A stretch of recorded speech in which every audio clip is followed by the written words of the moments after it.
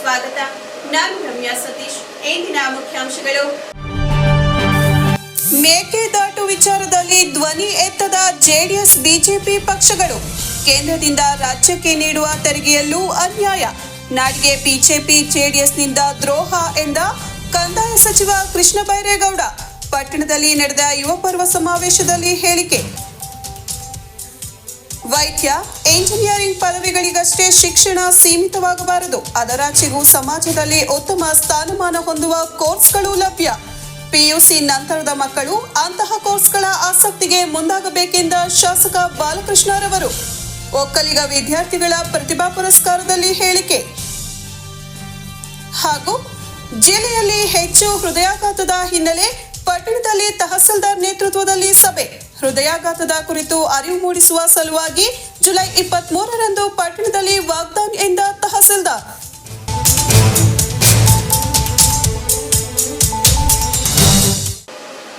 ವಾರ್ತೆಗಳ ವಿವರ. ಕರ್ನಾಟಕದಿಂದ 4.5 ಲಕ್ಷ ಕೋಟಿ ತೆರಿಗೆ ಪಡೆದು ನಮಗೆ ತೆರಿಗೆಯ ಪಾಲು ಕೊಡೋದು ಕೇವಲ 65,000 ಕೋಟಿ. ಇದು ರಾಜ್ಯಕ್ಕೆ ಕೇಂದ್ರ ಮಾಡುತ್ತಿರುವ ಮಲತಾಯಿ ಧೋರಣೆಯಾದರೆ, ಇನ್ನೊಂದೆಡೆ ಮೇಕೆದಾಟು ಯೋಜನೆಗೆ 1 ವರ್ಷ ಕಳೆದರೂ ಸಹಿ ಮಾಡಿಸಲಾಗದ ನಾಲಾಯಕ್ಗಳು ಯಾರು?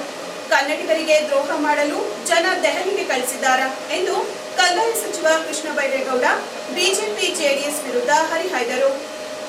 ಪಟ್ಟಣದ ಮಾಧ್ಯಮಿಕ ಶಾಲಾ ಆವರಣದಲ್ಲಿ ಭಾನುವಾರ ಶ್ರಾವಣಬೆಳಗೊಳ ವಿಧಾನಸಭಾ ಕ್ಷೇತ್ರದ ಯುವ ಕಾಂಗ್ರೆಸ್ ಸಮಿತಿ ವತಿಯಿಂದ ಆಯೋಜಿಸಿದ್ದ ಯುವ ಪರ್ವ ಸಮಾವೇಶದಲ್ಲಿ ಅವರು ಮಾತನಾಡಿದರು. ದೇಶದಲ್ಲಿ ಅತ್ಯಂತ ಹೆಚ್ಚು ತೆರಿಗೆಯನ್ನು ಸಂಗ್ರಹಿಸಿಕೊಡುವ 2ನೇ ರಾಜ್ಯವಾದ ಕರ್ನಾಟಕಕ್ಕೆ ಅದು ಸಂಗ್ರಹಿಸಿಕೊಡುವ ಪ್ರತಿ 1 ರೂನಲ್ಲಿ 15 ಪೈಸೆ ಕೂಡ ವಾಪಸ್ ಬರುತ್ತಿಲ್ಲ ಎಂಬುದು ಅನ್ಯಾಯದ ಪರಮಾವಧಿ. ದೇಶದ ಒಟ್ಟು ಜಿಎಸ್ಟಿ ಸಂಗ್ರಹದಲ್ಲೂ ನಮ್ಮ ರಾಜ್ಯ ನೀಡುತ್ತಿರುವ ಕೊಡುಗೆ 17%ರಷ್ಟಿದ್ದರೂ ಇದರಲ್ಲಿ 4% ಕೂಡ ವಾಪಸ್ ಬರುತ್ತಿಲ್ಲ. ತೆರಿಗೆ ಹಂಚಿಕೆಯಲ್ಲಿ ನಿರಂತರವಾಗಿ ಕರ್ನಾಟಕಕ್ಕೆ ಅನ್ಯಾಯವಾಗ್ತಿದೆ. ಉತ್ತರ ಪ್ರದೇಶ, ಬಿಹಾರಕ್ಕೆ ಹಣ ಕೊಡುವ ಕೇಂದ್ರ ಸರ್ಕಾರ ಕರ್ನಾಟಕಕ್ಕೆ ಮಲತಾಯಿ ಧೋರಣೆ ತೋರುತ್ತಿದೆ. ಮಾಜಿ ಪ್ರಧಾನಿ ಕಳೆದ ಲೋಕಸಭಾ ಚುನಾವಣೆಯಲ್ಲಿ ನಮ್ಮನ್ನ ಗೆಲ್ಲಿಸಿದರೆ 1 ಗಂಟೆಯಲ್ಲಿ ಮೇಕೆದಾಟು ಯೋಜನೆಗೆ ಸಹಿ ಹಾಕಿಸುತ್ತೇವೆ ಎಂದಿದ್ರು. ಜನರು ಬಿಜೆಪಿ ಜೆಡಿಎಸ್ಗೆ ಹೆಚ್ಚಿನ ಸೀಟ್ಗಳನ್ನು ಕೊಟ್ಟರು. ಆದರೆ 1 ವರ್ಷ 3 ತಿಂಗಳು ಕಳೆದರೂ ಮೇಕೆದಾಟು ಬಗ್ಗೆ ಒಂದು ಮಾತು ಆಡಿಲ್ಲ. ಇದು ರಾಜ್ಯಕ್ಕೆ ದ್ರೋಹವಲ್ಲವೇ ಎಂದು ಪ್ರಶ್ನಿಸಿದರು. ಪೆನ್ನು, ಅಧಿಕಾರ, ಸರ್ಕಾರ ಎಲ್ಲವೂ ಇದೆ, ಆದರೆ ಏಕೆ ಸಹಿ ಮಾಡಿಸಿಲ್ಲ? ಭದ್ರಾ ಮೇಲ್ದಂಡೆ ಯೋಜನೆಗೆ 5,300 ಕೋಟಿ ಕೊಡಬೇಕು, ಆದರೆ 53 ಪೈಸೆಯೂ ಕೊಟ್ಟಿಲ್ಲ. ಇವರೆಲ್ಲ ನಾಲಾಯಕ್ಗಳು, ಕರ್ನಾಟಕದ ದ್ರೋಹಿಗಳು ಎಂದು ಆಕ್ರೋಶ ವ್ಯಕ್ತಪಡಿಸಿದ್ರು. ಜನಪರ ಕಾರ್ಯಕ್ರಮಗಳೇನಿದಾವೆ, ಅದು ಗ್ಯಾರಂಟಿ ಯೋಜನೆ ಆಗ್ಬೋದು ಅಥವಾ ಬೇರೆ ಕೆಲಸಗಳು, ಅದರ ಜೊತೆಗೆ ಯುವ ಕಾಂಗ್ರೆಸ್ನ ಸಂಘಟನೆ ಇವೆರಡೂ ಬೆರೆತರೆ ಮುಂದಿನ ಚುನಾವಣೆಯಲ್ಲಿ ಈ ಜಿಲ್ಲೆಯಲ್ಲಿ ಎಲ್ಲಾ ಶಾಸಕ ಸ್ಥಾನದಲ್ಲೂ ಕಾಂಗ್ರೆಸ್ ಗೆಲ್ಲುವಂತ ಅವಕಾಶ ನಮಗೆ ಇದೆ. ಅದು ಆಗಬೇಕು ಅಂದ್ರೆ ಸರ್ಕಾರದ ಕೆಲಸದ ಜೊತೆಗೆ ಪಕ್ಷ ಸಂಘಟನೆನೂ ಕೂಡ ಆಗಬೇಕು. ಅಂತ ಒಂದು ಪಕ್ಷದ ಸಂಘಟನೆ ಕೆಲಸ ಇಲ್ಲಿ ಕೋಟಿ ಕನ್ನಡಿಗರ ಅಕೌಂಟ್ಗೆ ನಾವು ಹಾಕಿದ್ದೇವೆ. 1 ಲಕ್ಷ ಕೋಟಿ ರೂಪಾಯಿ 2 ವರ್ಷದಿಂದ ಈಚೆ. 1 ರೂಪಾಯಿ ಕಮಿಷನ್ ಇಲ್ಲ, ಒಬ್ಬರಿಗೆ ಲಂಚ ಕೊಡೋ ಅವಶ್ಯಕತೆ ಇಲ್ಲ. 4.5 ಕೋಟಿ ಕನ್ನಡಿಗರ ಅಕೌಂಟ್ಗೆ ನೇರವಾಗಿ 1 ಲಕ್ಷ ಕೋಟಿ ರೂಪಾಯಿ ದುಡ್ಡನ್ನ ನಾವು ಹಾಕಿದ್ದೇವೆ ನಮ್ಮ ಸರ್ಕಾರ ಬಂದು. ನಮ್ಮ ರಿಜ್ವಾನ್ ಅವ್ರು ಮೊನ್ನೆ ಹೇಳ್ತಾ ಇದ್ರು, 5 ವರ್ಷ ನಮ್ಮ ಸರ್ಕಾರ ಮುಗಿಯೋದ್ರೊಳಗಡೆ ಕನ್ನಡಿಗರ ಕೈಗೆ ನೇರವಾಗಿ 2.5 ಲಕ್ಷ ಕೋಟಿ ರೂಪಾಯಿ ಕನ್ನಡಿಗರ ಕೈಗೆ ಕೊಟ್ಟಿರುತ್ತೆ ನಮ್ಮ ಸರ್ಕಾರ. ಪ್ರಪಂಚದಲ್ಲಿ ಯಾರೂ ಮಾಡಿಲ್ಲ, ಇಂಥ ಕೆಲಸ ಮಾಡಲಿಕ್ಕೆ ಸಾಧ್ಯವೂ ಇಲ್ಲ. ಅದು ಕರ್ನಾಟಕದ ಕಾಂಗ್ರೆಸ್ ಸರ್ಕಾರ ಮಾತ್ರ ಈ ರೀತಿಯಾಗಿ 2.5 ಲಕ್ಷ ಕೋಟಿ ಜನಗಳ ಕೈಗೆ ನೇರವಾಗಿ ತಲುಪಿಸ್ತಕ್ಕಂಥ ಕಾರ್ಯಕ್ರಮ ಮಾಡ್ತಾ ಇದ್ದಾರೆ. ಅದರ ಜೊತೆಗೆ ನಾವು ಕಂದಾಯ ಇಲಾಖೆಯಿಂದ ಭೂ ಗ್ಯಾರಂಟಿ ಅಂತ ಹೇಳಿ ಜನ ಕಚೇರಿಗಳಿಗೆ, ನಮ್ಮ ಕಂದಾಯ ಇಲಾಖೆಯ ಕಚೇರಿಗಳಿಗೆ ಅಲದು ಅವರ ಸಂಪಾದನೆಯನ್ನು ಕಳ್ಕೊಂಡು ಅವರ ಕೆಲಸನೂ ಕಳ್ಕೊಂಡು ಕರ್ನಾಟಕ ರಾಜ್ಯ ಗೃಹ ನಿರ್ಮಾಣ ಮಂಡಳಿಯ ಅಧ್ಯಕ್ಷ ಕೆಎಲ್ ಶಿವಲಿಂಗೇಗೌಡ ಮಾತನಾಡಿ, ಬಿಜೆಪಿಯವರು ಬಿಹಾರದಲ್ಲಿ ಗ್ಯಾರಂಟಿ ಯೋಜನೆ ತರುವ ಮಾತನಾಡುತ್ತಿದ್ದಾರೆ. ಅವರು ನಮ್ಮ ಸರ್ಕಾರವನ್ನು ಅನುಸರಿಸುವ ಬದಲು ಒಳ್ಳೆಯ ಕೆಲಸ ಮಾಡಲಿ. ಕೇಂದ್ರ ಸರ್ಕಾರ ಜಿಎಸ್ಟಿ ಕಮಿಟಿ ರಚಿಸಿದೆ. ಆದರೆ ಕರ್ನಾಟಕದಿಂದ ಕೇವಲ ಒಬ್ಬ ಸದಸ್ಯರಾದ ಕೃಷ್ಣ ಬೈರೇಗೌಡರು ರಾಜ್ಯದ ಪಾಲನ್ನ ತರುವ ಜವಾಬ್ದಾರಿಯುತ ಕೆಲಸ ಮಾಡುತ್ತಿದ್ದಾರೆ. ಆದರೆ ಬಿಜೆಪಿಯವರು ಸಿದ್ದರಾಮಯ್ಯನವರನ್ನ ವೈಭವೀಕರಿಸಲು ಕಾರ್ಯಕ್ರಮ ಮಾಡುತ್ತಿದ್ದಾರೆ ಎಂದು ಟೀಕಿಸುತ್ತಾರೆ. ಮೋದಿಯವರು ವಿದೇಶಗಳಿಗೆ ಹೋಗಿ ವೈಭವೀಕರಣಕ್ಕೆ ಬರುತ್ತಾರೆಯೇ ಎಂದು ಪ್ರಶ್ನಿಸಿದರು. ಕಾಂಗ್ರೆಸ್ನ ಜಿಲ್ಲಾ ಘಟಕವನ್ನು ಇನ್ನಷ್ಟು ಬಲಪಡಿಸಬೇಕು ಎಂದು ಕರೆ ನೀಡಿದ ಶಿವಲಿಂಗೇಗೌಡ, ಜಿಲ್ಲೆಯ ಒಬ್ಬರಿಗೆ ಉಸ್ತುವಾರಿ ಸಚಿವ ಸ್ಥಾನ ನೀಡಿದರೆ ರಾಜಕೀಯವಾಗಿ ಜಿಲ್ಲೆಯಲ್ಲಿ ಕಾಂಗ್ರೆಸ್ನ ಶಕ್ತಿ ತೋರಿಸುತ್ತೇವೆ ಎಂದು ಸಚಿವ ಸ್ಥಾನದ ಆಸೆಯನ್ನ ಬಿಚ್ಚಿಟ್ರು. ಕಳೆದ ಚುನಾವಣೆಯಲ್ಲಿ ಹೊಳೆನರಸೀಪುರದಲ್ಲಿ ಶ್ರೇಯಸ್ ಪಟೇಲ್ 2500 ಮತಗಳಿಂದ ಸೋತಿದ್ದು, ಚನ್ನರಾಯಪಟ್ಟಣದಲ್ಲಿ ಗೋಪಾಲಸ್ವಾಮಿ ಸೋತಿದ್ದನ್ನು ಉಲ್ಲೇಖಿಸಿ ಮುಂದಿನ ಚುನಾವಣೆಯಲ್ಲಿ 7ಕ್ಕೆ 7 ಕ್ಷೇತ್ರಗಳನ್ನು ಕಾಂಗ್ರೆಸ್ ಗೆಲ್ಲಬೇಕು ಎಂದು ಆಶಯ ವ್ಯಕ್ತಪಡಿಸಿದರು. ಇಡೀ ಭಾರತ ದೇಶದ ಜಿಎಸ್ಟಿ ಕಮಿಟಿ ಮಾಡಿದಾರಲ್ಲ ಸೆಂಟ್ರಲ್ ಗವರ್ಮೆಂಟ್ನಲ್ಲಿ, ಆ ಕಮಿಟಿಗೆ ಕರ್ನಾಟಕ ರಾಜ್ಯದಿಂದ ಪ್ರತಿನಿಧಿಸ್ತಕ್ಕಂಥ ಏಕಮಾತ್ರ ಸದಸ್ಯರು ಕೃಷ್ಣ ಬೈರೇಗೌಡರಂಗ ಅವರೇ ಅಂತ ತಿಳ್ಕೋಬೇಡಿ.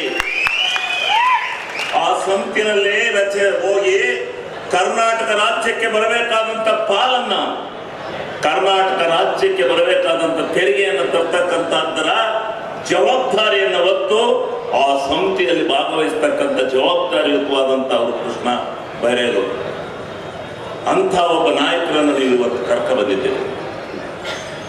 ಇಡೀ ಸಂಪುಟದಲ್ಲಿ ವಿಶೇಷವಾಗಿರ್ತಕ್ಕಂಥ ಒಂದು ಸ್ಥಾನವನ್ನು ಹೊಂದಿರತಕ್ಕಂಥವ್ರು. ಇವತ್ತು ನೀವೆಲ್ಲ ಇರ್ಬೋದು. ನಾನು ಜಿಲ್ಲಾ NSUವಿನ ಅಧ್ಯಕ್ಷ ಆದ ನಾನು ಮೊದಲು ಮೂಲ ಕಾಂಗ್ರೆಸ್ನಲ್ಲಿ. ನಾನು ಕಾಂಗ್ರೆಸ್ನಲ್ಲಿದ್ದು 3 ವರ್ಷಗಳ ಕಾಲ ಜಿಲ್ಲಾ NSUವಿನ ಅಧ್ಯಕ್ಷರಾಗಿ ಸ್ವಲ್ಪ ಕಾಲ ಯುವ ಕಾಂಗ್ರೆಸ್ಸಿನ ಇನ್ಚಾರ್ಜ್ ಅಧ್ಯಕ್ಷನೂ ಆಗಿ ನಾನು ಕೆಲಸ ಮಾಡಿದ್ದೇನೆ. ಕೆಲಸ ಮಾಡಿ ಕಾರಣಾಂತರದಿಂದ ಈ ಜಿಲ್ಲೆಯ ರಾಜಕಾರಣದ ಹಿನ್ನೆಲೆಯಲ್ಲಿ ನಾವು ಪಕ್ಷವನ್ನು ಬಿಟ್ಟು ಹೋಗಬೇಕಾದಂತ ಸಂದರ್ಭ ಬಂತು. ಹೋಗಿ JDSನಲ್ಲಿ ಗುರುತಿಸಿಕೊಂಡು ಒಂದು ಸಾರಿ ಜಿಲ್ಲಾ ಪಂಚಾಯತಿ ಸದಸ್ಯನಾಗಿ, ಒಂದು ಸಾರಿ 14 ವೋಟ್ನಿಂದ ವಿಧಾನಸಭೆಯಲ್ಲಿ ಪರಾಜಿತನಾಗಿ, ಆಮೇಲೆ ಸತತವಾಗಿ 4 ಸಾರಿ ಗೆದ್ದು ಇವತ್ತು ವಿಧಾನಸಭೆಯಲ್ಲಿ ಇದ್ದೇನೆ ಅಂತ ನಿಮಗೆಲ್ಲ ಗೊತ್ತಿರಕ್ಕಿಲ್ಲ. ನೀವೆಲ್ಲ JDSನೂ ಈಗ ಬಂದು ಭಾಷಣ ಮಾಡಿದ್ದಾನೆ ಅಂತ ತಿಳ್ಕೋಬೇಡಿ. ನಾನು ಮೂಲ ಕಾಂಗ್ರೆಸ್, ಇವರಿಗೆಲ್ಲ ಕೆಲವರು ಮೂಲ ಕಾಂಗ್ರೆಸ್ನವರಿದ್ದಾರಲ್ಲ ಅವರೆಲ್ಲ ನಮಗೆ ಮೂಲ ಕಾಂಗ್ರೆಸ್ನವರಿಗೆ ಅನ್ಯಾಯ ಆಗಿದೆ ಅಂತ. ನಾನು ಅದಕ್ಕಿಂತ ಮೂಲ. ನಾನು 1978ರಿಂದ 80ನೇ ಇಸ್ವಿಯಲ್ಲಿ ನಾನು ಮೂಲ ಕಾಂಗ್ರೆಸ್. ನಾನು ಅವತ್ತು ನನ್ನ ಯುವಕ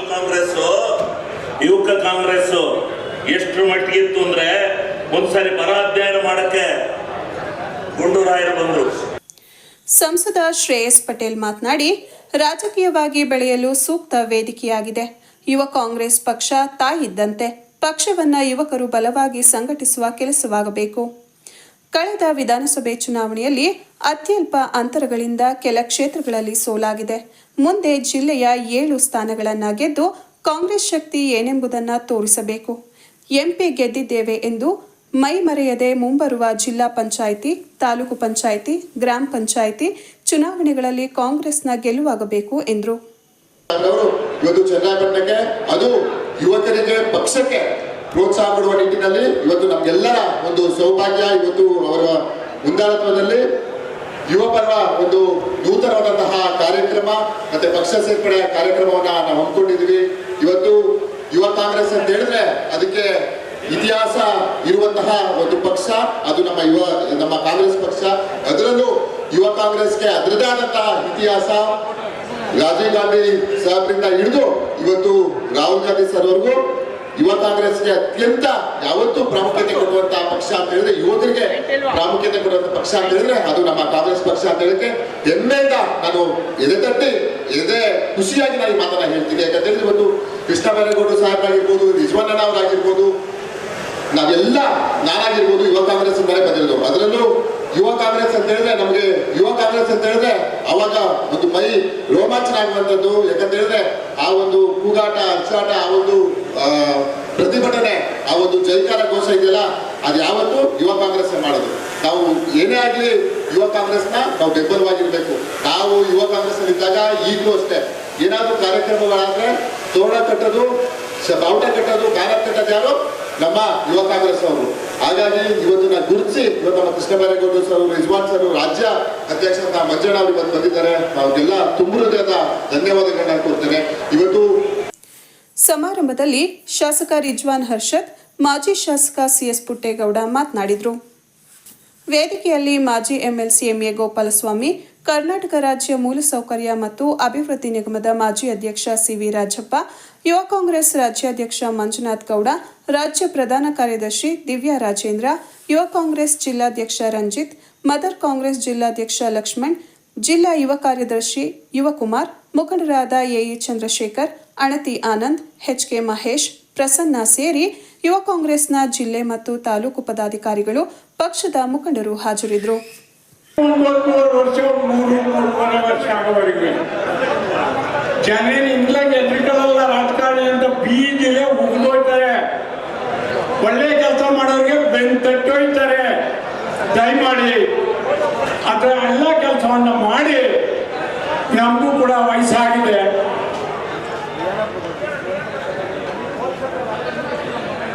ಈ ಸಂದರ್ಭದಲ್ಲಿ ನಾನು ಕೃಷ್ಣ ಬೈರೇಗೌಡರ ತಂದೆ ಬೈರೇಗೌಡರು ಅವ್ರ ಜೊತೆ ನಾನು ಶಾಸಕ ಆಗಿದ್ದವನು. ಶಿವಲಿಂಗೇಗೌಡ್ರೆ ಅವ್ರ ಚೇಂಬರ್ಗೆ ಹೋಗ್ತಿರಲ್ಲ ಯಾರು ಹೊಸ ಶಾಸಕರು ಬೈರೇಗೌಡರ ಚೇಂಬರ್ಗೆ ವರ್ಗಾವಣೆ ಡೇ ಮುಗಿದಟ್ಟಿಬಿಡ್ತಾರೆ. ಫೋನ್ ಮೇಲೆ ಇರ್ತದ ಅವ್ರ ಪರ ಗಿಡಿಗೆ ಅವೆಲ್ಲ ಕೇಳ್ಕೋಬೇಡಿ ಅಂತ. ಇನ್ನೊಬ್ಬ ಬೈರೇಗೌಡರನ್ನ ನೋಡ್ಲಿಕ್ಕಾಗಲ್ಲ ಅಂತ ಅವ್ರ ಮಗ ಇದ್ವಿ ಕೃಷ್ಣ ಬೈರೇಗೌಡರು. ದಯಮಾಡಿ ಅವರೆಲ್ಲ ಕೂಡ ದಿವಂಗತರಾಗಿದ್ರು ಕೂಡ ಇವತ್ತು ಅವ್ರು ಮಾಡಿದಂಥ ಗೋವಿಂದೇಗೌಡರಾಗಲಿ, ಬೈರೇಗೌಡರಾಗಲಿ, VS ಆಚಾರ್ಯ ಅಂತವರಾಗಿರಲಿ, ಅಂಥವರೆಲ್ಲ ಮತ್ತೆ ಅವರ ಆದರ್ಶಗಳು ಈ ಭೂಮಿ ಮೇಲಿದೆ ಪಕ್ಷಾತೀತವಾಗಿ. ದಯಮಾಡಿ ನೀವು ಯುವಕರು ಆಸಕ್ತಿ ಹೊತ್ತು ಬಂದಿದ್ದೀರ. ನಿಮ್ಮ ಶ್ರಮಕ್ಕೆ ಜನ ಖಂಡಿತ ಗುರುತಿಸ್ತಾರೆ, ಬೆಂತಡ್ತಾರೆ, ಬೆಲೆ ಕೊಡ್ತಾರೆ, ಅಧಿಕಾರ ಪ್ರಾಪ್ತವಾಗುತ್ತೆ. ನಿಮ್ಮ ಬೆಳವಣಿಗೆ ಒಳ್ಳೆ ದಾರಿನಲ್ಲಿ ಇರಲಿ. ಬಡವರ ಪರವಾಗಿ ಮುಖಾಂತರ ನಮ್ಮನ್ನೆಲ್ಲ ವೆಲ್ಕಮ್ ಮಾಡಿದ್ರೆ ತಮಗೆಲ್ಲ ಧನ್ಯವಾದವನ್ನ ಹೇಳಲಿಕ್ಕೆ ಇಚ್ಛೆ ಪಡ್ತೇನೆ. ಜೊತೆಗೆ ಈ ಕ್ಷೇತ್ರದಲ್ಲಿ ಈ ಒಂದು ಲೋಕಸಭೆಯಲ್ಲಿ ಶ್ರೇಯಸ್ ಅವ್ರನ್ನು ಕೂಡ ಒಂದು ಲೋಕಸಭೆಗೆ ಕಳಿಸುವಂತ ಕೆಲಸವನ್ನ ಮಾಡಿದ್ರಿ. ಯಾರು ಈ ಒಂದು ಶಕ್ತಿಯನ್ನ, ಈ ಒಂದು ಜಿಲ್ಲೆಯ ಶಕ್ತಿಯನ್ನ ಕೈಮುಷ್ಟಿಯಲ್ಲಿ ಇಟ್ಕೊಂಡು ಈ ಒಂದು ಜಿಲ್ಲೆಯ ಮರ್ಯಾದೆಯನ್ನ ಹಾಳು ಮಾಡಿದವನ್ನ ಪರಪ್ಪನಗರಗೆ ಕಳಿಸಿ ಶ್ರೇಯಸ್ ಅವ್ರನ್ನ ಲೋಕಸಭೆಗೆ ಕಳಿಸಿದ್ದು ಬಹಳ ಖುಷಿ ತರುವಂತ ವಿಚಾರ. ಮುಂದೆನೂ ಕೂಡ 7ಕ್ಕೆ 7 ಕ್ಷೇತ್ರಗಳನ್ನ ಗೆಲ್ಸಿಕೊಡುವಂತ ಕೆಲಸವನ್ನ ಈ ಜಿಲ್ಲೆಯ ಜನ ಮಾಡ್ತಾರೆ. ಯೂತ್ ಕಾಂಗ್ರೆಸ್ ಜೊತೆ ನಿಲ್ತಾರೆ ಅಂತ ನಂಬಿಕೆ ನನಗಿದೆ. ಜೊತೆಗೆ ಮುಂಬರುವ ಜಿಲ್ಲಾ ಪಂಚಾಯತ್ ಚುನಾವಣೆಯಲ್ಲಿ ಈ ಒಂದು ಬಿಜೆಪಿ ಮತ್ತು JDS ನ ಮೈತ್ರಿಕೂಟವನ್ನ ಒಡೆಯೋದು ಮುಖಾಂತರ ಎಲ್ಲಾ ಕ್ಷೇತ್ರದಲ್ಲೂ ಕೂಡ ಜಿಲ್ಲಾ ಪಂಚಾಯತ್, ತಾಲೂಕ್ ಪಂಚಾಯತ್ ಕಾಂಗ್ರೆಸ್ಗೆ ಬೆಂಬಲ ಕೊಡ್ತಾರೆ ಅಂತ ನಂಬಿಕೆ ನಮ್ಗಿದೆ. ಜೊತೆಗೆ ಯುವ ಕಾಂಗ್ರೆಸ್ನ ಎಲ್ಲ ಮಿತ್ರರು ಕೂಡ ಈ ಒಂದು ಚುನಾವಣೆ ವೈದ್ಯಕೀಯ ಕ್ಷೇತ್ರಕ್ಕೆ ಸಂಬಂಧಿಸಿದಂತೆ ಅರೆವೈದ್ಯಕೀಯ ಕ್ಷೇತ್ರದಲ್ಲಿ ವೃತ್ತಿಪರವಾಗಿ ಸಮಾಜದಲ್ಲಿ ಉನ್ನತ ಸ್ಥಾನ ಪಡೆದು ಕೈಗುಂಬ ಸಂಬಳ ಪಡೆಯುವುದರೊಂದಿಗೆ ಗೌರವಾನ್ವಿತ ಸ್ಥಾನವನ್ನು ಒದಗಿಸಬಲ್ಲ ಹಲವು ವೃತ್ತಿ ಆಯ್ಕೆಗಳಿವೆ. ವಿದ್ಯಾರ್ಥಿಗಳು ಅರ್ಥವು ಗಮನಹರಿಸಬೇಕೆಂದು ಶಾಸಕ ಸಿಎನ್ ಬಾಲಕೃಷ್ಣ ತಿಳಿಸಿದರು. ಪಟ್ಟಣದ ಬಿಜಿಎಸ್ ಕನ್ವೆನ್ಷನ್ ಹಾಲ್ನಲ್ಲಿ ತಾಲೂಕು ಒಕ್ಕಲಿಗರ ಸಂಘದಿಂದ ಭಾನುವಾರ ಏರ್ಪಡಿಸಿದ್ದ 6ನೇ ವರ್ಷದ ಪ್ರತಿಭಾ ಪುರಸ್ಕಾರ ಕಾರ್ಯಕ್ರಮದಲ್ಲಿ ಮಾತನಾಡಿದ ಅವರು, ರೋಗಿಯ ಚಿಕಿತ್ಸೆಯಲ್ಲಿ ಅರೆವೈದ್ಯಕೀಯ ಸಿಬ್ಬಂದಿಯೂ ಮುಖ್ಯ. ಇಂದು ವೈದ್ಯರು ಹಾಗೂ ಅರೆವೈದ್ಯಕೀಯ ಸಿಬ್ಬಂದಿ ಒಂದು ತಂಡದಂತೆ ಕೆಲಸ ನಿರ್ವಹಿಸುತ್ತದೆ. ಅರೆವೈದ್ಯಕೀಯ ವೃತ್ತಿ ಶಿಕ್ಷಣ ಪಡೆದು ವೈದ್ಯಕೀಯ ತಂಡದ ಒಂದು ಭಾಗವಾಗಿ ಕೆಲಸ ನಿರ್ವಹಿಸಬಹುದು. ಇಂಜಿನಿಯರಿಂಗ್ ಹೊರತುಪಡಿಸಿ ಇಂಜಿನಿಯರಿಂಗ್ ಪದವಿಯಲ್ಲಿ ಕೃತಕ ಬುದ್ಧಿ ಮತ್ತು ಸೈಬರ್ ಭದ್ರತೆ ಕೋರ್ಸ್ಗಳನ್ನು ತೆಗೆದುಕೊಳ್ಳುವುದರಿಂದ ಬೇಗ ಕೆಲಸ ಗಿಟ್ಟಿಸಿಕೊಳ್ಳಬಹುದು. ಕಲಾ ವಿಭಾಗದ ವಿದ್ಯಾರ್ಥಿಗಳು ಕೇಂದ್ರ ಲೋಕಸೇವಾ ಆಯೋಗ ನಡೆಸುವ ಪರೀಕ್ಷೆಗೆ ತಯಾರಿ ನಡೆಸಬೇಕು. ಕಲಿತ ಎಲ್ಲರಿಗೂ ಸರ್ಕಾರಿ ಉದ್ಯೋಗ ಸಾಧ್ಯವಿಲ್ಲದ ಮಾತಾಗಿದ್ದು, ಅರಿವಿನ ಸಾಮರ್ಥ್ಯ ವಿಸ್ತರಿಸಿಕೊಳ್ಳಬೇಕು ಎಂದರು. ಉನ್ನತ ಜ್ಞಾನವನ್ನು ಗಳಿಸಿಕೊಂಡಾಗ ಮಾತ್ರ ಉತ್ತಮ ಭವಿಷ್ಯ ರೂಪಿಸಿಕೊಳ್ಳಲು ಸಾಧ್ಯ. ಕೇವಲ ಅಂಕಗಳಿಗಷ್ಟೇ ಮಹತ್ವ ನೀಡದೆ ಆಳವಾದ ಅಧ್ಯಯನ ಮತ್ತು ಅಗತ್ಯವಾದ ಕೌಶಲ್ಯವನ್ನು ಪಡೆಯುವ ಕುರಿತು ಚಿಂತನೆ ನಡೆಸಬೇಕು. ಸತತ ಪರಿಶ್ರಮ ಮತ್ತು ಶ್ರದ್ಧೆಯಿಂದ ಅಧ್ಯಯನ ನಡೆಸಿದಾಗ ಸಾಧನೆ ಸಾಧ್ಯ. ಇಲ್ಲದಿದ್ದಲ್ಲಿ ಯಾವುದೇ ಕೋರ್ಸ್ಗಳನ್ನು ಪಡೆದರೂ ಪ್ರಯೋಜನವಿಲ್ಲ. ಪ್ರಚಲಿತ ವಿದ್ಯಮಾನಗಳ ಕುರಿತು ತಿಳಿದುಕೊಳ್ಳಲು ಪತ್ರಿಕೆ ಓದುವುದನ್ನು ರೂಢಿಸಿಕೊಂಡಾಗ ಜ್ಞಾನ ಹೆಚ್ಚಿ ಓದಿಗೆ ಹಾಗೂ ಸ್ಪರ್ಧಾತ್ಮಕ ಪರೀಕ್ಷೆಗಳನ್ನು ಎದುರಿಸಲು ಸಹಕಾರಿಯಾಗಲಿದೆ. ವಿದ್ಯಾರ್ಥಿಗಳು ಶಿಕ್ಷಣದ ಜೊತೆಗೆ ಮಾನವೀಯತೆ, ವಿವೇಕವನ್ನು ಮೈಗೂಡಿಸಿಕೊಂಡು ಪೋಷಕರು ಇಟ್ಟಿರುವ ಭರವಸೆ ಹಾಗೂ ಕನಸುಗಳನ್ನು ಸಾಕಾರಗೊಳಿಸಬೇಕು. ಯಾವುದೇ ವೃತ್ತಿ ಮಾಡಿದರೂ ಪ್ರಾಮಾಣಿಕವಾಗಿ ಶ್ರದ್ಧೆಯಿಂದ ಮಾಡಿದರೆ ಯಶಸ್ಸು ಲಭಿಸುತ್ತದೆ ಎಂದರು. ಆದರೆ ಮೆಡಿಕಲ್ ರಿಲೇಟೆಡ್ ಕೋರ್ಸ್ಗಳಿದೆ. Medical related course allied courses ಅಲ್ಲೇ BSc in cardiology, BSc in anaesthesia, BSc in ortho, ಇವೆಲ್ಲ ಕೋರ್ಸ್ಗಳಿದೆ. ಅವು ಮೆಡಿಕಲ್ ರಿಲೇಟೆಡ್ ಕೋರ್ಸ್ಗಳು. ಅದಕ್ಕೆ ಆಯ್ಕೆ ಮಾಡಿಕೊಳ್ಳುವಂಥ ಅವಕಾಶ ಮಾಡಬೇಕು. ಇದು ಫಾರ್ಮಸಿನಲ್ಲಿ ಫಾರ್ಮಾ ಡಿ ಫಾರ್ಮಾ ಇವೆಲ್ಲ ಕೋರ್ಸ್ಗಳು ಮೆಡಿಕಲ್ ರಿಲೇಟೆಡ್ ಕೋರ್ಸ್ಗಳು. ಅದಕ್ಕೆ ಅವಕಾಶ ಮಾಡಬೇಕು. ಆಮೇಲೆ ಜೊತೆಗೆ ಇವತ್ತು ಎಲ್ಲ ಕಂಪ್ಯೂಟರ್ ಸೈನ್ಸ್ ಅಂತಲೇ ಇದೆ. ಇವತ್ತೆಲ್ಲ ಆರ್ಟಿಫಿಷಿಯಲ್ ಇಂಟೆಲಿಜೆನ್ಸ್ ಇದೆ, ಡೇಟಾ ಸೈನ್ಸ್ ಇದೆ, ರೊಮ್ಯಾಟಿಕ್ ಇದೆ, ಸೈಬರ್ ಸೆಕ್ಯೂರಿಟಿ ಇದೆ. ಎಲ್ಲ ಹೊಸ ಹೊಸ ಕೋರ್ಸ್ಗಳು ಕೂಡ ಇರುವಂಥ ಹಿನ್ನೆಲೆಯಲ್ಲಿ ಅವೆಲ್ಲಗಳ ಆಯ್ಕೆ ನಿಮ್ಮದಾಗಿರಲಿ ಅಂತ ನಾನು ತಮ್ಮಲ್ಲಿ ವಿಶೇಷವಾಗಿ ವಿನಂತಿ ಕೂಡ ಮಾಡ್ತಾ ಇದ್ದೇನೆ. ಇವತ್ತು ಸಾಮಾನ್ಯವಾಗಿ KPSC UPSC ಕೂಡ ಇವತ್ತು ಆರ್ಟ್ಸ್ ಓದಿರ್ತಕ್ಕಂಥವ್ರು, BSc ಓದಿರ್ತಕ್ಕಂಥವರೇ ಇವತ್ತು ಸ್ಥಾನಮಾನಗಳನ್ನು ಗಳಿಸಿರ್ತಕ್ಕಂಥ ಉದಾಹರಣೆಗಳು ಕೂಡ ನಮ್ಮ ಮುಂದೆ ಇರುವಂಥ ಒಂದು ಸಂದರ್ಭ. ಇವತ್ತು ನಮ್ಮ ತಾಲೂಕಿನಲ್ಲಿ IRS ಮಾಡಿದ್ದಾರೆ, IPS ಮಾಡಿರೋರು 2-3 ಜನ ಇದ್ದಾರೆ. 3 ಜನ ಇದ್ದಾರೆ. ಅದು ನಲ್ಲೂರು ಹುಡುಗ ಇದ್ದಾನೆ. ಇವತ್ತು ನಮ್ಮ ಬಾಬೂರು ಇರ್ಬೋದು, ಬಡಕನಲ್ಲಿ ನಾವೇಗೌಡರು ನಮ್ಮ ಜಿಲ್ಲೆಯಲ್ಲಿ ಸೇವೆ ಮಾಡೋರು. UPSCಗಳು ಕೂಡ ನಮ್ಮ ತಾಲೂಕು ಇವತ್ತು ಈ ದೇಶದಲ್ಲಿ ತನ್ನದೇ ಆದಂಥ ಗುರುತನ್ನು ವಿಶೇಷವಾಗಿ ಮಾಡಿದೆ ಅಂತಕ್ಕಂಥ ಮಾತನ್ನು ಕೂಡ ನಾನು ಈ ಸಂದರ್ಭದಲ್ಲಿ ಹೇಳ್ತಾ, ಇದ್ರ ಜೊತೆಯಲ್ಲಿ ನಾನು ಹೆಚ್ಚು ಮಾತಾಡಲಿಕ್ಕೆ ಹೋಗಲ್ಲ. ಯಾಕಂದರೆ 200 ಜನಕ್ಕೆ ಗೌರವ ಸಲ್ಲಿಸ್ತಕ್ಕಂಥ ಅವಕಾಶ ಇದೆ. ನಮ್ಮದಾದಮೇಲೆ ಪೂಜ್ಯರು ಆಶೀರ್ವಚನ ಮಾಡ್ತಾರೆ. ಅದಾದಮೇಲೆ ಅವೆಲ್ಲರೂ ಕೂಡ ಸನ್ಮಾನಿಸುವಂಥ, ಗೌರವಿಸುವಂಥ ಅವಕಾಶ ಈ ಒಂದು ವೇದಿಕೆ ಮೇಲೆ ಅವಕಾಶ ಇದೆ ಅಂತ ಕೂಡ ನಾನು ಈ ಸಂದರ್ಭದಲ್ಲಿ ವಿಶೇಷವಾಗಿ ಹೇಳಿ, ನಾನು ಮಕ್ಕಳಿಗೆ ಇರ್ತಕ್ಕಂಥಷ್ಟೇ ಓದ ಕಾಲ ಕೂಡಿ ಬರಲ್ಲ, ಇರುವಂಥ ಸಮಯವನ್ನು ಒಳ್ಳೆಯ ರೀತಿ ಸದ್ಬಳಕೆ ಮಾಡ್ತೀನಿ. ಕಾರ್ಯಕ್ರಮದಲ್ಲಿ ದಿವ್ಯ ಸಾನ್ನಿಧ್ಯವನ್ನು ವಹಿಸಿದ್ದ ಆದಿಚುಂಚನಗಿರಿ ಮಹಾಸಂಸ್ಥಾನ ಹಾಸನ ಮತ್ತು ಕೊಡಗು ಶಾಖಾಮಠದ ಕಾರ್ಯದರ್ಶಿ ಶ್ರೀ ಶಂಭುನಾಥ ಸ್ವಾಮೀಜಿ ಆಶೀರ್ವಚನ ನೀಡಿ, ವಿದ್ಯಾರ್ಥಿಗಳು ತಮ್ಮ ವಿದ್ಯಾಭ್ಯಾಸದ ಅವಧಿಯಲ್ಲಿ ವಿದ್ಯೆಯೊಂದಿಗೆ ವಿವೇಕ ಹಾಗೂ ವಿನಯವನ್ನು ಮೈಗೂಡಿಸಿಕೊಳ್ಳಬೇಕು. ತಮ್ಮ ಜೀವನದುದ್ದಕ್ಕೂ ನೆರವಿಗೆ ಬರುವ ಧರ್ಮ, ಜ್ಞಾನ, ವಿವೇಕದ ಬುತ್ತಿಯನ್ನು ಕೊಂಡೊಯ್ಯಬೇಕು. ಸಮಯದ ದುರುಪಯೋಗವಾಗದಂತೆ ಬಳಕೆ ಮಾಡಿಕೊಂಡರೆ ಎತ್ತರಕ್ಕೆ ಬೆಳೆಯಬಹುದು. ವಿದ್ಯಾರ್ಥಿಗಳು ಶಿಸ್ತು, ಸಮಯ ಪಾಲನೆ ಮಾಡಬೇಕು. ಅಹಂಕಾರ ಇದ್ದರೆ ಭವಿಷ್ಯ ಹಾಳಾಗುತ್ತದೆ. ಮೌಲ್ಯಗಳನ್ನು ರೂಢಿಸಿಕೊಂಡು ಸಾಧನೆ ಮಾಡಬೇಕು ಎಂದರು.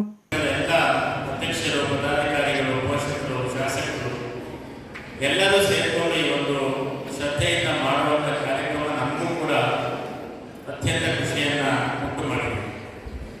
ಇಲ್ಲಿ ಸಾಧನೆ ಮಾಡಿದಂತಹ ಅನೇಕ ವಿದ್ಯಾರ್ಥಿನಿಯರು ಇಲ್ಲಿ ಪಾಲ್ಗೊಂಡಿದ್ದರು. ಇವತ್ತು ತಂದೆ ತಾಯಿಗಳು ಸಾಕಷ್ಟು ದೂರದೃಷ್ಟಿಯನ್ನು ಇಟ್ಕೊಂಡು ಸ್ಪರ್ಧಾತ್ಮಕ ಯುಗದಲ್ಲಿ ನಮ್ಮ ಮಕ್ಕಳು ಸಾಧನೆಯನ್ನು ಮಾಡಬೇಕು. ನಮ್ಮ ಮಕ್ಕಳು ಸಾಕಷ್ಟು ಎತ್ತರಕ್ಕೆ ಬೆಳೀಬೇಕು. ವಿದ್ಯಾವಂತರಾಗಿ ನಮ್ಮ ಮಕ್ಕಳು ಕೂಡ ಸಾಧನೆ ಮಾಡುವಂಥ ಸಾಧನೆಯನ್ನು ನಾವು ಕಟ್ಟಿಕೊಳ್ಬೇಕು ಅಂತೇಳಿ ಪೋಷಕರ ಕನಸನ್ನು ನನಸಾಗಿ ಮಾಡಿ ಸುಮಾರು 75% ಮೇಲಿರುವಂಥ ವಿದ್ಯಾರ್ಥಿಗಳನ್ನ ಇಲ್ಲಿ ಕರೆಸಿ ಪ್ರತಿಭಾ ಪುರಸ್ಕಾರಕ್ಕೆ ಯಾರು ಅರ್ಹರಾಗಿರ್ತಾರೋ ಅಲ್ಲಿಗಂತ ಬೇರೆಯವರು ಅರ್ಹರಾಗಿಲ್ಲ ಅಂತ ಒಂದಷ್ಟು ನಿಯಮವಾಗಿ ಸಾಧನೆ ಮಾಡಿದಂತಹ ಈ ಒಂದು ಸಭೆಯಲ್ಲಿ ತಾವೆಲ್ಲ ಪೋಷಕ ಸಮುದಾಯದ ಬಂಧುಗಳು ಇಷ್ಟು ಶ್ರದ್ಧೆಯಿಂದ ಒಟ್ಟಿಗೆ ಬಂದು ಕೂತಿರೋದು ನಿಮ್ಮನ್ನೆಲ್ಲ ನೋಡಿದ್ರೆ ಪೂಜ್ಯ ಬಾಲಗಂಗಾಧರ ಸ್ವಾಮಿಗಳು ಎಲ್ಲೋ ಒಂದು ಕಡೆ ಒಂದು ಸಮುದಾಯದ ಎಷ್ಟು ವ್ಯವಸ್ಥಿತವಾಗಿ ಮೇಲೆ ಬಂದಂತಹ ಅವ್ರು ಕಂಡಂಥ ಕನಸು ಸ್ವಾಮೀಜಿಯವರು ಮತ್ತು ಪೋಷಕರು ತಂದೆ ತಾಯಿಗಳು ನೋಡಿದ್ರೆ ತುಂಬ ಸಂತೋಷ ಆಗುತ್ತೆ. ಇವತ್ತು ಮಕ್ಕಳು ಪ್ರಪಂಚ ಎಷ್ಟು ವಿಶಾಲವಾಗಿ ಬೆಳೀತಾ ಇರುವ ಸ್ಪರ್ಧಾತ್ಮಕದಲ್ಲಿ ಎಷ್ಟು ವೇಗವಾಗಿ ಓಡ್ತಾ ಇದ್ದೀರ ಅಷ್ಟು ಸ್ಪರ್ಧೆಗೆ ನಮ್ಮ ಮಕ್ಕಳು ಕೂಡ ಭಾಗವಹಿಸಬೇಕು ಅಂತೇಳಿ ಇವತ್ತು ಕಷ್ಟಪಟ್ಟು ಎಲ್ಲೆಲ್ಲೋ ವಸತಿ ನಿಲಯಕ್ಕೆ ಸೇರಿಸಿ, ದೂರದ ಶಾಲೆಗಳಿಗೆ ಸೇರಿಸಿ, ಹತ್ತಿರದ ಶಾಲೆಗೆ ಸೇರಿಸಿ ಇವತ್ತು ಕನ್ನಡ ಮಾಧ್ಯಮ ಆಗಿರ್ಬೋದು, ಇಂಗ್ಲೀಷ್ ಮಾಧ್ಯಮ ಆಗಿರ್ಬೋದು, ಸೈನ್ಸ್ ಆಗಿರ್ಬೋದು, ಕಾಮರ್ಸ್, ಆರ್ಟ್ಸು ಮತ್ತು ಕನ್ನಡ ಮಾಧ್ಯಮ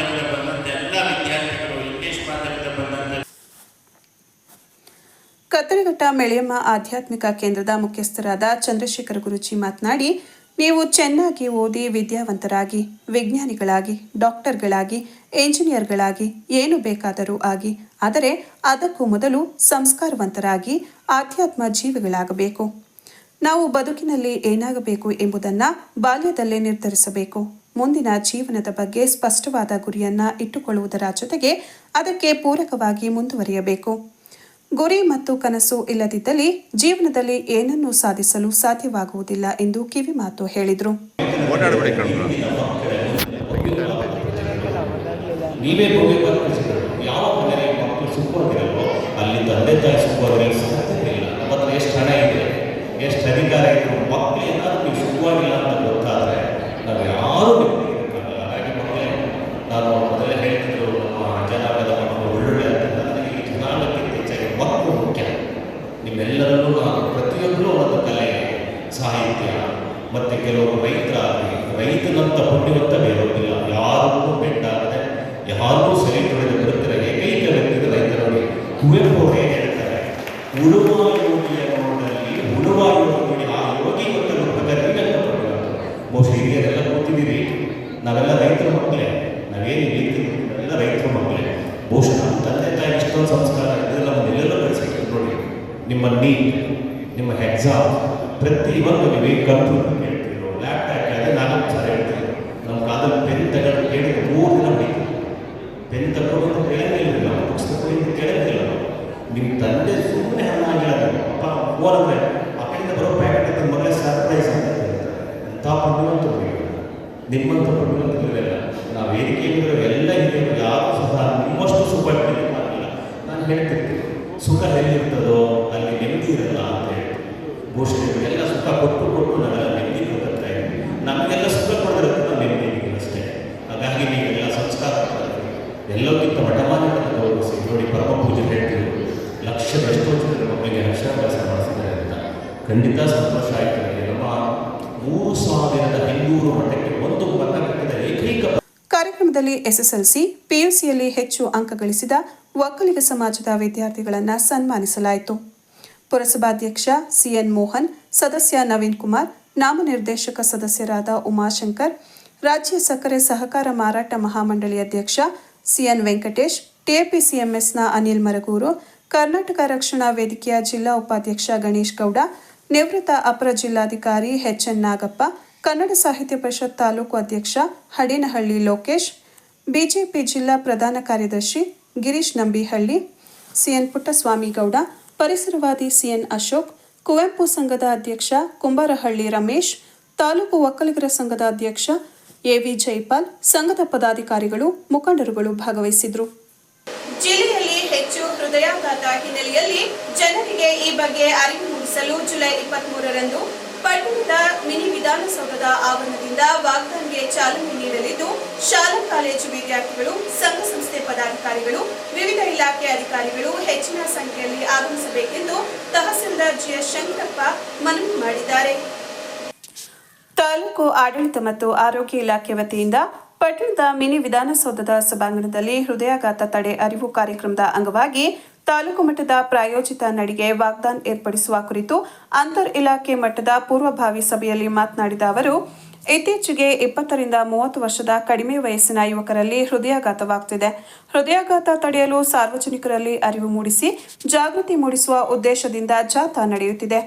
ತಾಲೂಕು ಆಡಳಿತ ಹಾಗೂ ಆರೋಗ್ಯ ಇಲಾಖೆ ಸಹಯೋಗದಲ್ಲಿ ಹೃದಯ ಸಂಬಂಧಿ ಆರೋಗ್ಯದ ಬಗ್ಗೆ ಜಾಗೃತಿಗಾಗಿ ಪ್ರಾಯೋಜಿತ ನಡಿಗೆ ವಾಗ್ದಾನ್ ಕಾರ್ಯಕ್ರಮವನ್ನು ಹಮ್ಮಿಕೊಂಡಿದ್ದು, ಜುಲೈ 23ರ ಬುಧವಾರ ಬೆಳಗ್ಗೆ 7 ಗಂಟೆಗೆ ತಾಲೂಕು ಆಡಳಿತ ಕಚೇರಿಯ ಆವರಣದಲ್ಲಿ ಶಾಸಕ ಸಿಎನ್ ಬಾಲಕೃಷ್ಣ ಚಾಲನೆ ನೀಡಲಿದ್ದು, ವಾಗ್ದಾನ್ ನಡಿಗೆ ಬಾಗೂರು ರಸ್ತೆ, ಕೋಟೆ ಮಾರ್ಗವಾಗಿ ಚನ್ನರಾಯಪಟ್ಟಣದ ಹೊಸ ಬಸ್ ನಿಲ್ದಾಣದ ಮೂಲಕ ಚಲಿಸಿ ನವೋದಯ ಸರ್ಕಲ್ನಲ್ಲಿ ಮಾನವ ಸರಪಳಿಯನ್ನ ನಿರ್ಮಿಸಿ ಹೃದಯಾಘಾತ ತಡೆಗಟ್ಟುವ ಕುರಿತು ಭಿತ್ತಿ ಪತ್ರಗಳನ್ನು ಹಂಚುವ ಮೂಲಕ ಸಾರ್ವಜನಿಕರಲ್ಲಿ ಅರಿವು ಮೂಡಿಸಲಾಗುವುದು. ನಂತರ ಮೈಸೂರು ರಸ್ತೆ, ಪುಣ್ಯ ಆಸ್ಪತ್ರೆ ಹಾಗೂ ಸರ್ಕಾರಿ ಸಾರ್ವಜನಿಕ ಆಸ್ಪತ್ರೆ ಮುಂಭಾಗದಿಂದ ತಾಲೂಕು ಆಡಳಿತ ಕಚೇರಿಯಲ್ಲಿ ಮುಕ್ತಾಯಗೊಳ್ಳಲಿದೆ ಎಂದರು. ಜನರು ದೈಹಿಕವಾಗಿ ಸದೃಢರಾಗಬೇಕು, ಎಣ್ಣೆ ರಹಿತ ಆಹಾರವನ್ನು ಸೇವಿಸಬೇಕು, ಮದ್ಯಪಾನ ತ್ಯಜಿಸಬೇಕು, ಮಾದಕ ವಸ್ತುಗಳಾದ ಡ್ರಗ್ಸ್ ಸೇವನೆಯನ್ನ ತ್ಯಜಿಸಬೇಕು. ಎಲ್ಲವನ್ನ ನಾವು ಮೈಗೂಡಿಸಿಕೊಂಡರೆ ಹೃದಯದ ಆರೋಗ್ಯವು ಉತ್ತಮವಾಗಿರುತ್ತದೆ. ಆಹಾರ ಮಳಿಗೆಗಳಲ್ಲಿ ದೊರಕುವ ಆಹಾರ ಬಹುತೇಕ ರಾಸಾಯನಿಕ ಮಿಶ್ರಿತದಿಂದ ಕೂಡಿರುತ್ತದೆ. ಮನೆಯಲ್ಲಿ ತಯಾರಿಸುವ ಆಹಾರವನ್ನ ಬಳಸಬೇಕು. ಪ್ರತಿನಿತ್ಯ ಕನಿಷ್ಠ 30 ನಿಮಿಷಗಳ ಕಾಲ ಯೋಗ, ವ್ಯಾಯಾಮ ಮತ್ತು ಕನಿಷ್ಠ 8 ಗಂಟೆ ನಿದ್ರೆ ಮಾಡಬೇಕು.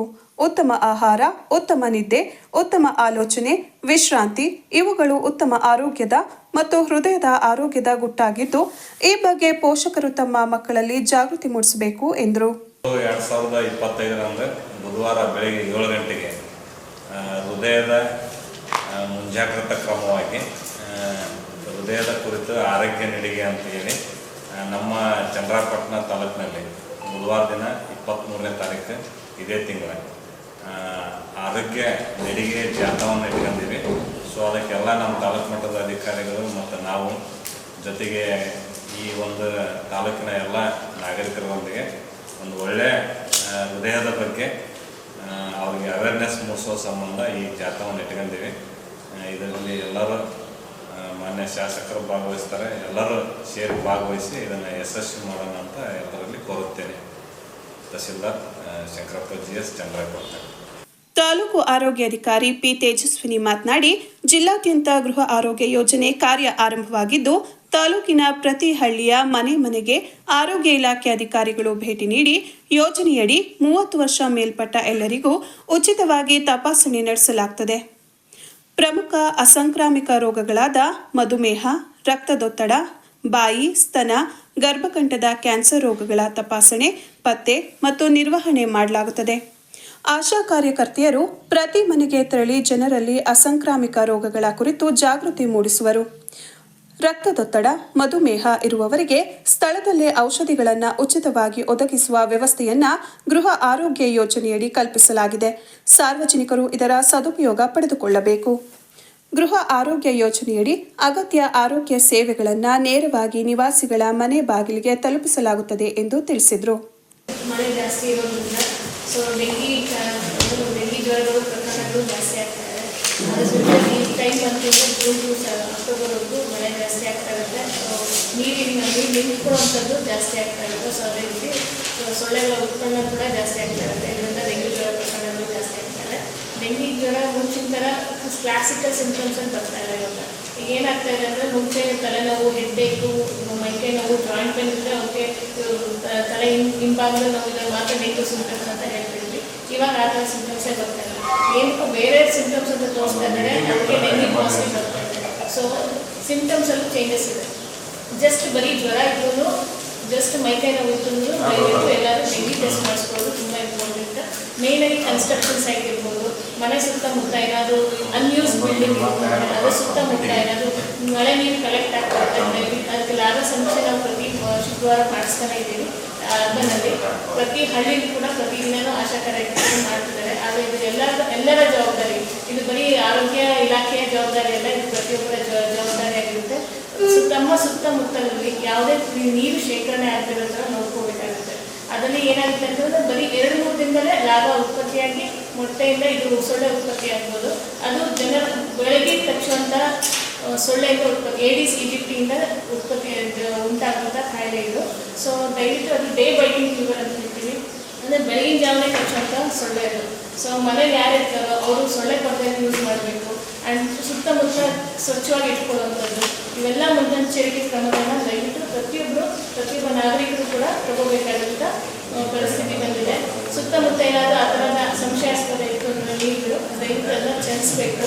ಆಮೇಲೆ ಯಾವುದೇ ಕಂಟೈನರ್ ಇರಲಿ ನಾವು. ತಾಲೂಕು ಆರೋಗ್ಯ ಶಿಕ್ಷಣಾಧಿಕಾರಿ ಅನಿತಾ ಮಾತನಾಡಿ, ಮಳೆಗಾಲವಾದ್ದರಿಂದ ಡೆಂಗ್ಯೂ ಹರಡುವ ಸಾಧ್ಯತೆ ಹೆಚ್ಚಾಗಿದ್ದು, ಸುತ್ತಮುತ್ತಲಿನ ವಾತಾವರಣ ಸ್ವಚ್ಛವಾಗಿಟ್ಟುಕೊಳ್ಳಬೇಕು. ದೀರ್ಘಕಾಲಿಕವಾಗಿ ನೀರು ನಿಲ್ಲುವುದನ್ನು ತಪ್ಪಿಸಬೇಕು. ಮನೆಯಲ್ಲಿರುವ ನೀರು ಸಂಗ್ರಹಗಳನ್ನು ಶುದ್ಧವಾಗಿ ಇಟ್ಟುಕೊಳ್ಳಬೇಕು. ಆಗಾಗ ಔಷಧಿ ಸಿಂಪಡಿಸುತ್ತಿರಬೇಕು. ಕಚೇರಿಗಳ ಆವರಣ ಹಾಗೂ ತಮ್ಮ ಮನೆಗಳ ಬಳಿ ಸ್ವಚ್ಛತೆ ಕಾಪಾಡುವುದು, ನೀರು ನಿಲ್ಲದಂತೆ ನೋಡಿಕೊಳ್ಳುವುದು, ಬ್ಲೀಚಿಂಗ್, ಪೆನೈಲ್ ಪ್ರತಿದಿನ ಸಿಂಪಡಿಸಬೇಕು. ಘನತ್ಯಾಜ್ಯ ವಸ್ತುಗಳ ವಿಲೇವಾರಿ, ತೆಂಗಿನ ಚಿಪ್ಪು, ಖಾಲಿ ಬಾಟಲ್, ಟೈರು, ಖಾಲಿ ಡ್ರಮ್ ನೀರು ನಿಲ್ಲದಂತೆ ನೋಡಿಕೊಳ್ಳಬೇಕು. ಜ್ವರ, ನೆಗಡಿ ಇತರೆ ಯಾವುದೇ ರೋಗ ಲಕ್ಷಣ ಕಾಣಿಸಿಕೊಂಡರೆ ಆಸ್ಪತ್ರೆಗೆ ಭೇಟಿ ನೀಡಿ ತಪಾಸಣೆಗೆ ಒಳಗಾಗಬೇಕು ಎಂದು ಹೇಳಿದರು. ಸಭೆಯಲ್ಲಿ ಪುರಸಭಾ ಮುಖ್ಯಾಧಿಕಾರಿ ಆರ್ ಯತೀಶ್ ಕುಮಾರ್, ಎಡಿಆರ್ಎಲ್ ಲಲ್ಲು ಪ್ರಸಾದ್, ಸಮಾಜ ಕಲ್ಯಾಣ ಇಲಾಖೆಯ ಸಹಾಯಕ ನಿರ್ದೇಶಕ ಡಿಆರ್ ತ್ಯಾಗರಾಜು, ತಾಲೂಕು ಆರೋಗ್ಯ ಸುರಕ್ಷತಾಧಿಕಾರಿ ಶರತ್, ಮಹಿಳಾ ಮತ್ತು ಮಕ್ಕಳ ಅಭಿವೃದ್ಧಿ ಇಲಾಖೆಯ ವ್ಯವಸ್ಥಾಪಕಿ ಮಮತಾ ಸೇರಿದಂತೆ ವಿವಿಧ ಇಲಾಖೆಯ ಅಧಿಕಾರಿಗಳು ಭಾಗವಹಿಸಿದರು. ಕೊನೆಯಲ್ಲಿ ಮತ್ತೊಮ್ಮೆ ಮುಖ್ಯಾಂಶಗಳು.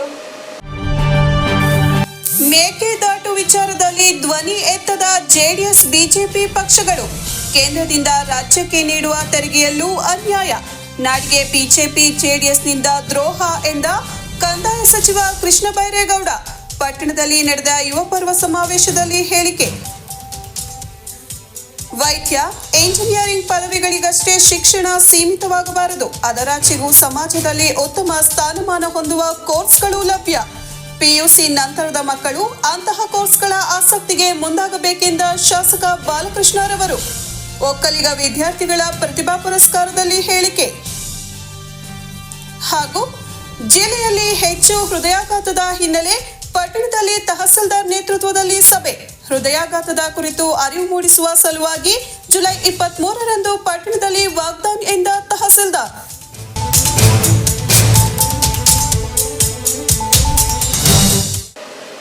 ಇದರೊಂದಿಗೆ ವಾರ್ತಾ ಪ್ರಸಾರ ಮುಕ್ತಾಯವಾಯಿತು. ಮತ್ತೆ ನಿಮ್ಮ ಭೇಟಿ ಮುಂದಿನ G4 ವಾರ್ತೆಯಲ್ಲಿ. ನಮಸ್ಕಾರ.